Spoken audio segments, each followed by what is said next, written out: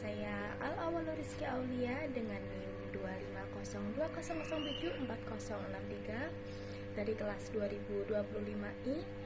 Di sini saya akan menceritakan ke kalian tentang tokoh yang akan saya ambil, tokoh yang akan saya analisis dalam mata kuliah keterampilan berbicara dengan judul tugas idola dalam ceritaku, fiktif dan imajinasi. Nah, pada kali ini saya akan menjelaskan ke kalian semua tentang siapa sih Pramoedya Anantatur dan apa aja sih karya sastra yang dibuatnya. Nah, yuk simak selengkapnya. Nah, Pramoedya Anantatur lahir dengan nama Pramoddijo.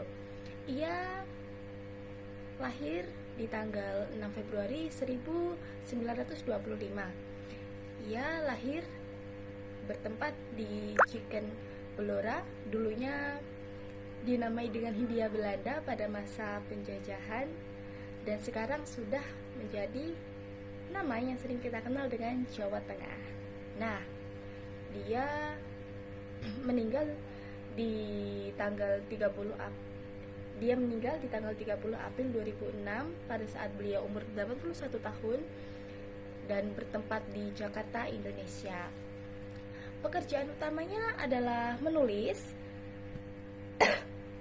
karena dia seorang sastrawan, dan pendidikan awalnya ia bersekolah di sekolah kejuruan radio yang ada di Surabaya. Dan pekerjaan masa muda beliau ialah juru ketik untuk surat kabar Jepang Domei di Jakarta selama pendudukan Jepang.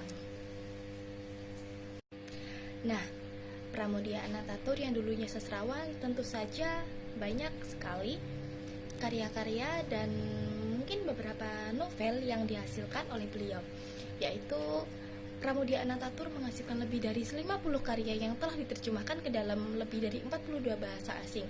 Di antaranya adalah karya pilihannya ini, Tetralogi Pulau Buru, ditulis saat beliau diasingkan di Pulau Buru. Ada Bumi Manusia di tahun 1980, Anak Semua Bangsa 1980, Jejak Langkah, Rumah Kaca, dan Perburuan di 1950, Keluarga Gerilya di 1950 juga, Bukan Pasar Malam di 1951, Di Tepi Kali Bekasi 1951 juga, Gadis Pantai, Calon Arang di 1951, serta yang terakhir Cerita dari Blora. Ini merupakan kumpulan cerita yang pada tahun 1952.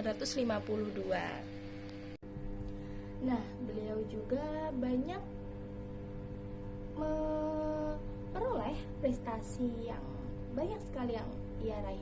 Ada karya pertamanya yaitu Perburuan di tahun 1950 yang sempat saya katakan tadi, merupakan pemenang sayembara dari Balai Pustaka pada tahun 1949. Nah, yang kedua ada menerima Freedom to Write Awards dari Pan American Center Amerika Serikat pada tahun 1988. Ada juga menerima penghargaan dari The Fund for Free Expression New York AS juga pada tahun 1989. Dan yang terakhir juga ada diakui secara internasional sebagai salah satu pengarang paling produktif dalam sejarah sastra Indonesia. Nah, kita sekarang lanjut ke aspek yang terakhir tentang fakta historis dari Pramoedya Anantatur. Yang pertama, nama asli beliau saat lahir adalah Pramoddijo seperti yang sempat saya katakan di awal tadi. Dan yang kedua, ayahnya Mastur ialah seorang guru pada masanya. Dan yang ketiga, meskipun menghasilkan karya sejak 1940-an, beliau dikenal secara internasional karena tetralogi Pulau Buru yang ditulisnya saat menjalani masa pertahanan dan pengasingan di Pulau Buru dari tahun 1965